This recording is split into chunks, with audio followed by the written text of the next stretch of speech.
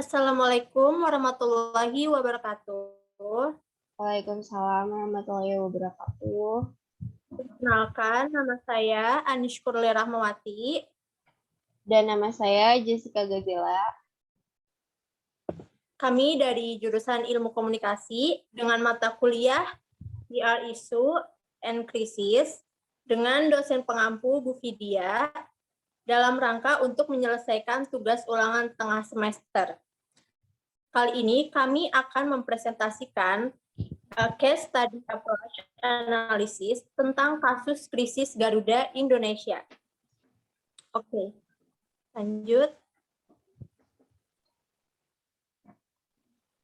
Lanjut ke slide berikutnya, yaitu ada profil Garuda Indonesia. Nah, namanya PT Garuda Indonesia atau bisa disebut juga Persero Tbk. Didirikan pada tanggal 1 Agustus 1947. Mulai beroperasi pada tanggal 26 Januari 1949. Slogannya yaitu The Airline of Indonesia. Dan kantor pusatnya itu berada di Garuda City Center Building Kompleks Jalan M1, Bandar Udara Internasional Soekarno-Hatta, Tangerang, Banten, Indonesia. Lanjut ke bagian definisi Garuda Indonesia. Garuda Indonesia adalah maskapai penerbangan nasional Indonesia. PT Garuda Indonesia atau yang bisa disebut juga Persero atau biasa dikenal dengan Garuda Indonesia merupakan salah satu maskapai penerbangan terkemuka di Indonesia. Maskapai penerbangan ini pertama kali mengudara pada tahun 1940-an dalam era pendudukan Belanda. Pada saat itu, maskapai masih bernama Indonesian Airways sejak 26 Januari 1949.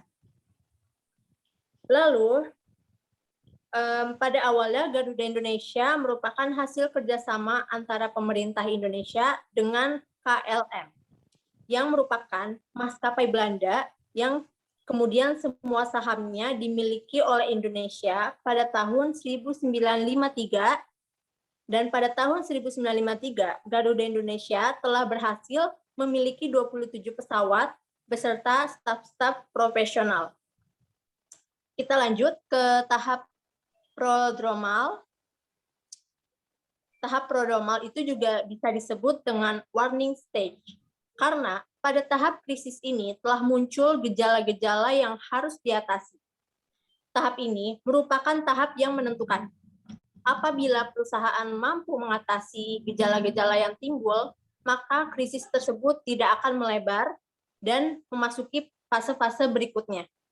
Pada tahap ini, krisis akan ditangani oleh eksekutif manajemen krisis.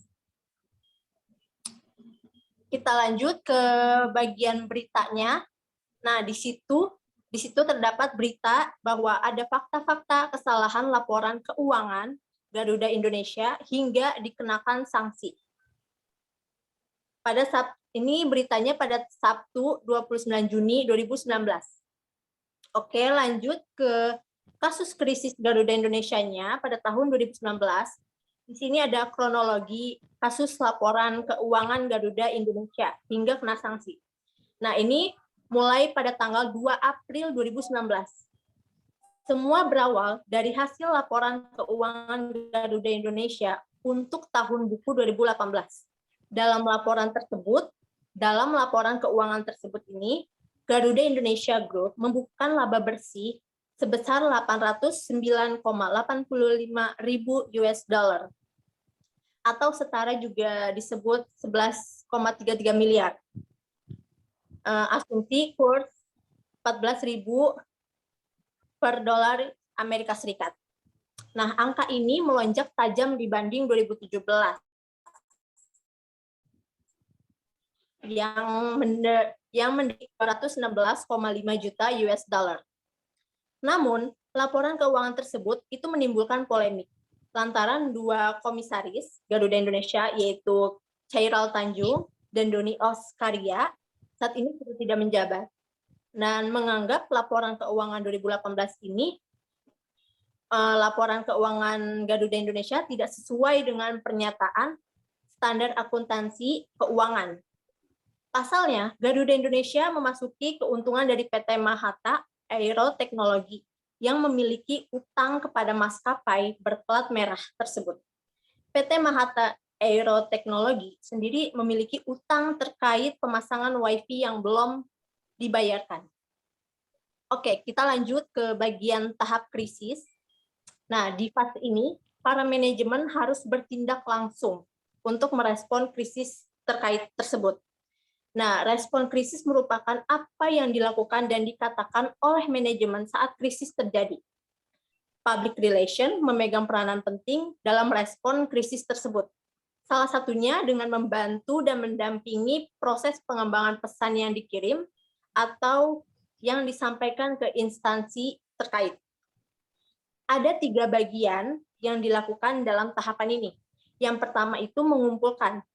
Jadi melakukan pengamatan latar belakang terhadap krisis yang terjadi. Menetapkan juru bicara, menemukan masalah jangka pendek maupun jangka panjang.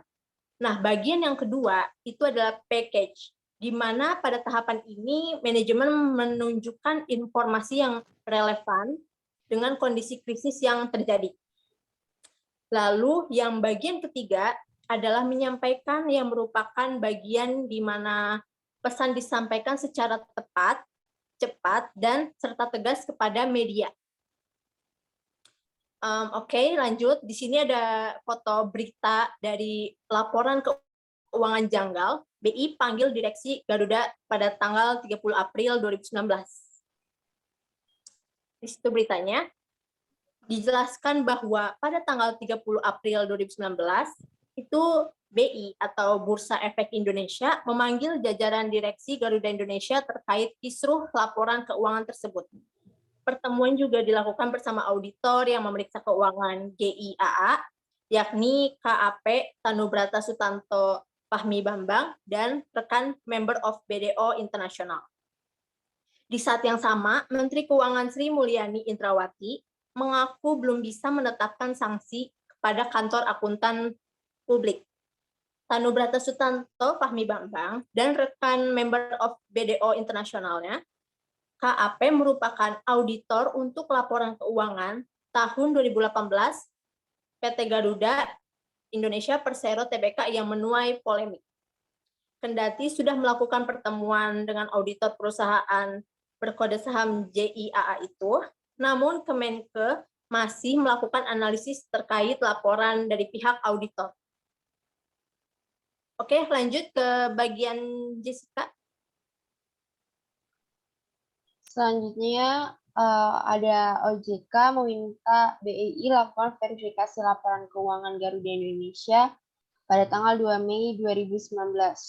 OJK meminta kepada BEI untuk melakukan verifikasi terhadap kebenaran atau perbedaan pendapat mengenai pengakuan pendapatan dalam laporan keuangan Garuda tahun 2018. Selain OJK, masalah terkait laporan keuangan maskapai Garuda ini juga mengundang tanggapan dari Menteri Perhubungan Menhub Budi Karya Sumadi. Lalu Mahata Aero buka-bukaan soal laporan keuangan Garuda Indonesia pada tanggal 8 Mei 2019. Laporan keuangan Garuda Indonesia ini juga menyeret nama Mahata Aero Teknologi. Pasalnya, Mahata sebuah perusahaan yang baru didirikan pada tanggal 3 November 2017 dengan modal tidak lebih dari 10 miliar, dinilai berani menandatangani kerjasama dengan Garuda Indonesia. Dengan menandatangani kerjasama dengan Garuda, Mahata mencatat utang sebesar 239 juta US dollar pada Garuda, dan oleh Garuda dicatatkan dalam laporan keuangan 2018 pada kolom pendapatan.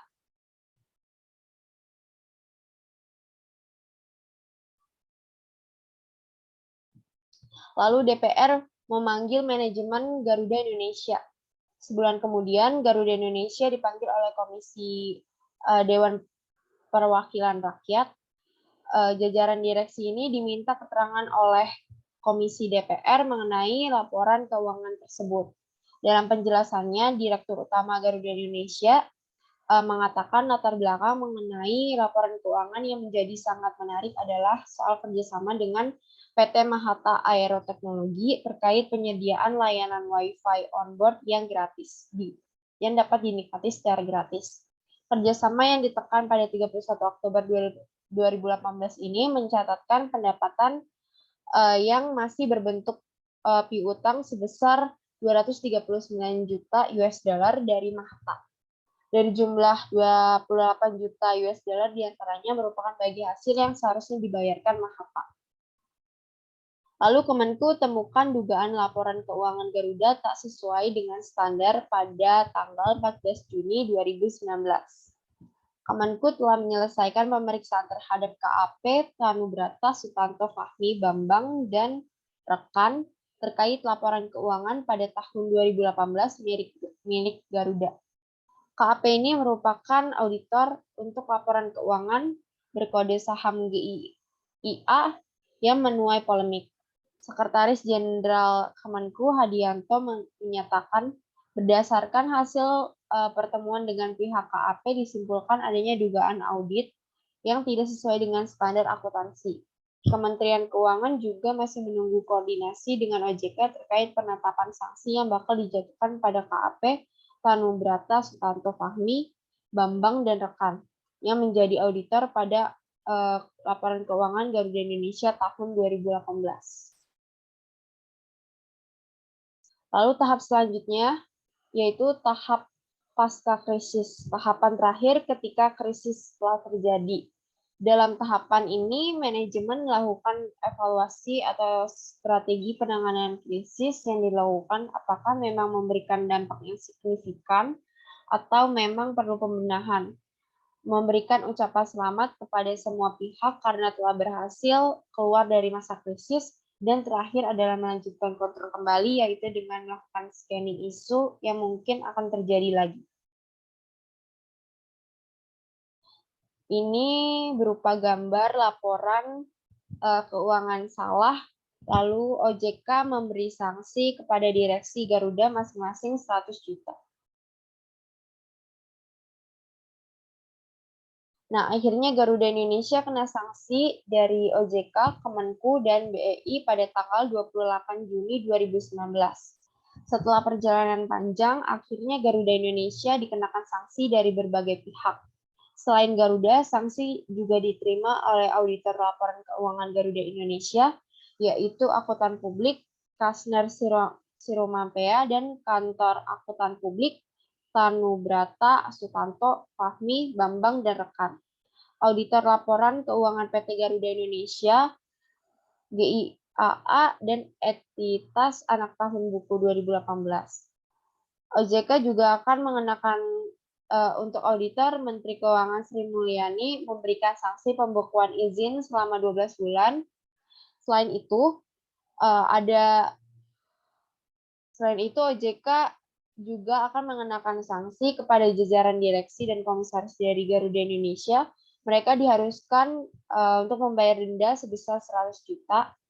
Selain itu, ada sanksi lain yang diberikan OJK, yaitu Garuda Indonesia harus membayar 100 juta, masing-masing dari direksi juga harus membayar 100 juta.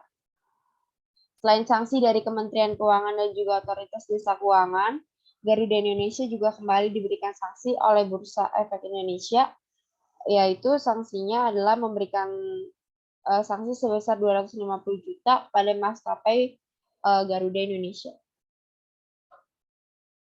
Nah, kesimpulannya adalah PT Garuda Indonesia melakukan penyajian laporan keuangan per tahun 31 Desember 2018 karena adanya pencatatan transaksi antara kerjasama penyediaan layanan Wi-Fi dalam penerbangan dengan PT Mahata Aeroteknologi dalam akun pendapatan yang seharusnya masih menjadi piutang. Dalam kasus ini, Garuda Indonesia melanggar pasal 69 UU nomor 8 tahun 1995, lalu peraturan BPPAM LK nomor 7, dan interpretasi standar akuntansi keuangan 8 tentang penentuan apakah suatu perjanjian mengandung sewa dan pernyataan standar akuntansi keuangan 30 tentang sewa dan diberi sanksi sesuai dengan UU yang dilanggar. Untuk mengatasi kasus yang dilakukan PT Garuda Indonesia, maka beberapa hal yang dilakukan oleh Menteri Keuangan Sri Mulyani memberikan sanksi kepada auditor laporan keuangan PT Garuda Indonesia, yaitu pembukuan izin selama 12 bulan, dan OJK memberikan sanksi juga denda kepada PT Garuda Indonesia. Kemudian pihak KAP perlu melakukan pengecekan kepada historik dokumen penjualan dan penerimaan perusahaan yang bertujuan agar tidak terjadi kesalahan dalam proses audit sehingga audit yang dilakukan sudah sesuai dengan ketentuan PSAK. Nah, yang dapat kita pelajari dari kasus ini adalah dengan melalui penanganan manajemen krisis yang baik, pengalaman yang telah teruji, hingga jaringan media yang tersebar luas dalam press release atau berita, strategi PR selalu berkomitmen untuk mengatasi krisis pada organisasi. Melalui penanganan krisis komunikasi yang tepat, perusahaan atau organisasi dapat mengembalikan reputasi positifnya kembali. Nah, penting sekali adanya manajemen krisis bagi suatu perusahaan, karena ada praktek manajemen krisis memberikan perusahaan kemampuan untuk memberikan respon yang sistematis pada saat terjadinya krisis. Respon tersebut memungkinkan Garuda Indonesia untuk tetap melanjutkan pekerjaan sehari-hari selama krisis sedang dikelola. Karena bagaimanapun juga krisis tidak dapat menghentikan aktivitas yang sebagaimana mestinya di Garuda Indonesia. Selanjutnya, krisis manajemen yang sistematis menciptakan deteksi awal atau sistem peringatan awal. Banyak krisis dapat ditanggulangi atau setidaknya diatasi dengan lebih efektif melalui investigasi awal. Selain itu, Garuda Indonesia harus memanfaatkan keahlian individu-individu yang tepat dari berbagai bidang untuk merencanakan dan mengelola situasi krisis. Sekian dan terima kasih presentasi dari kami. Sekian dari kelompok kami. Sekian dari kelompok kami tentang presentasi kasus Garuda Indonesia. Semoga bermanfaat. Apabila ada kesalahan mohon dimaafkan. Assalamualaikum warahmatullahi wabarakatuh. Terima kasih. Terima kasih.